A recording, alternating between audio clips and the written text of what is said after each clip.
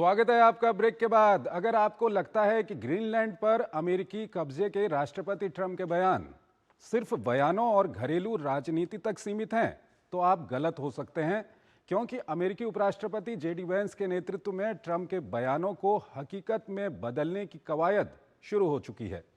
दूसरी ओर बड़े सवाल सामने हैं, क्योंकि ऐसा कोई कदम नेटो के साथ साथ यूरोप की एकता को भी छिन्न भिन्न कर देगा।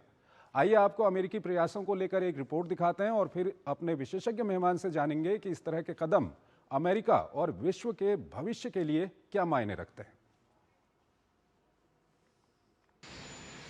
वेनेजुएला में मादुरो की गिरफ्तारी का बड़ा कदम उठाने के बाद अमेरिकी राष्ट्रपति डोनाल्ड ट्रंप ने ग्रीनलैंड को जबरिया हथियाने की अपनी मुहिम तेज कर दी है। ग्रीनलैंड को ट्रंप लैंड बनाने की कवायद ने डेनमार्क को सकते में ला दिया है। ट्रंप की विस्तारवादी नीति ने डेनमार्क और ग्रीनलैंड के नेताओं को एकजुट कर दिया है। डेनमार्क की प्रधानमंत्री मैटे फ्रेडरिक्सन और ग्रीनलैंड के प्रधानमंत्री जेन्स फ्रेडरिक नीलसन ने अमेरिकी आक्रामकता का डटकर सामना करने की बात कही है। वहीं बुधवार को अमेरिका, डेनमार्क और ग्रीनलैंड के नेताओं की व्हाइट हाउस में बड़ी बैठक होने वाली है। डेनमार्क के विदेश मंत्री लार्स लोके रासमुसेन और ग्रीनलैंड की विदेश मंत्री विवियन मोर्जफेल्ड बुधवार को उपराष्ट्रपति जेडी वेंस और विदेश मंत्री मार्को रूबियो के साथ वार्ता करेंगे। बढ़ते दबाव के बीच ग्रीनलैंड के प्रधानमंत्री जेन्स फ्रेडरिक नीलसन ने अमेरिका को दो टूक जवाब दिया है। नीलसन ने कहा कि अगर ग्रीनलैंड के लोगों को अभी चुनाव करने के लिए कहा जाएगा तो वो अमेरिका के बजाय डेनमार्क को चुनेंगे। ग्रीनलैंड के पीएम की टिप्पणियों पर ट्रंप भड़क गए। ट्रंप ने नीलसन को पहचानने से ही इनकार कर दिया। ट्रंप ने पिछले सप्ताह कहा था कि रूस और चीन से बचाव के लिए ग्रीनलैंड पर अमेरिका का कब्जा जरूरी है। उन्होंने दावा किया कि अगर अमेरिका ग्रीनलैंड को नहीं हासिल करता है तो चीन और रूस वहां कब्जा जमा लेंगे। ग्रीनलैंड में दुर्लभ खनिज, तेल, गैस और रेयर अर्थ एलिमेंट्स के बड़े भंडार माने जाते हैं। वहीं ग्रीनलैंड को लेकर डेमोक्रेट्स और रिपब्लिकन आमने सामने हैं, जहां एक और रिपब्लिकन सांसद रैंडी फाइन ने सोमवार को ग्रीनलैंड को अमेरिका में शामिल करने के लिए Greenland annexation and statehood act नाम से एक बिल पेश किया है, तो वहीं डेमोक्रेट्स और कुछ रिपब्लिकन सांसदों ने नेटो यूनिटी प्रोटेक्शन एक्ट पेश करके नेटो देशों में अमेरिकी अभियान को रोकने की बात कही है। दरअसल डेनमार्क और अमेरिका दोनों नेटो का हिस्सा हैं। ताजा स्थिति ने यूरोप की चिंता बढ़ा दी है। यूरोपियन यूनियन के रक्षा कमिश्नर ने कहा है कि ग्रीनलैंड पर अमेरिकी सेना का कब्जा नेटो का अंत होगा।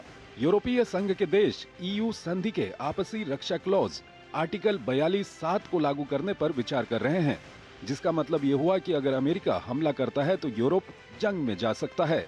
हालांकि ग्रीनलैंड में पहले से ही अमेरिकी सैन्य उपस्थिति मौजूद है। वहीं डेनमार्क के साथ हुए समझौतों के तहत अमेरिका जितने चाहे उतने सैनिक ग्रीनलैंड में ला सकता है। अशोक सज्जनहार हमारे साथ जुड़े हुए हैं, विदेशी मामलों के जानकार हैं, उनसे हम बातचीत करेंगे। अशोक जी, अगर ये ग्रीनलैंड वाला जो मामला चल रहा है, जिस तरह से प्रेसिडेंट ट्रंप के बयान आ रहे हैं और जेडी वेंस भी एक महत्वपूर्ण बैठक करने वाले हैं वॉशिंगटन में, क्या कुछ कहेंगे आप? जी देखिए, ये पहले से ही वो कहते रहे हैं। जो पिछले बार भी जब वो आए थे, ट्रंप 1.0 में जो कहा जाए, पहली जब उनकी अवधि थी, तो उसमें भी उन्होंने कहा था जो हमको ग्रीनलैंड लेना चाहिए, तब उनको इतना सीरियसली नहीं लिया गया था। परंतु अब जब से वो आए हैं, शुरू से आए हैं, वो इसी के बारे में बोले जा रहे हैं जो हमको, ये हमारे क्षेत्र का हिस्सा है। और जो उन्होंने अपनी नेशनल सिक्योरिटी स्ट्रेटजी भी की है, उसमें उन्होंने यही लिखा है जो पूरा जो वेस्टर्न हेमिस्फीयर है, पश्चिमी जो हेमिस्फीयर है, उसमें हमारा दबदबा रहेगा, हमारा वर्चस्व रहेगा, हमारा प्रभाव रहेगा। और उसमें कोई किसी और देश को, चाहे वो चीन हो, आर्थिक तरीके से या सुरक्षा के तरीके से, चीन, रूस, उसको हम नहीं आने देंगे। तो वो कहते हैं जो सुरक्षा के लिए हमारे लिए ये जरूरी है, अमेरिका की सुरक्षा के लिए, अगर हम नहीं लेंगे ग्रीनलैंड को, तो या चीन या रूस उसको हथिया लेगा, और हमारे लिए वो, हमारी सुरक्षा के लिए ठीक नहीं होगा। इसीलिए उनको ग्रीनलैंड चाहिए।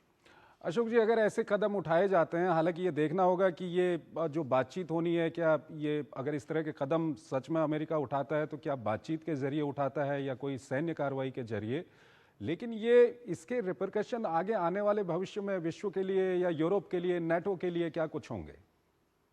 देखिए, अगर किसी भी तरीके से अगर वो ले लेता है, ग्रीनलैंड को ले लेता है, तो जो विश्वसनीयता है दोनों में, यूरोप में और अमेरिका में, जिसे कहा जाता था ट्रांस अटलांटिक पार्टनरशिप बहुत ही सॉलिड है, वही एक बहुत ही बड़ा बेस है, फाउंडेशन है, जो पूरे विश्व की जो स्थिति है उसके, तो वो उसमें जो विश्वसनीयता, ट्रस्ट है, वो एकदम खत्म हो जाएगा। और वो मेरे ख्याल से यूरोप के लिए, अमेरिका के लिए, विश्व के लिए वो अच्छी बात नहीं होगी, अच्छी चीज सिद्ध नहीं होगी।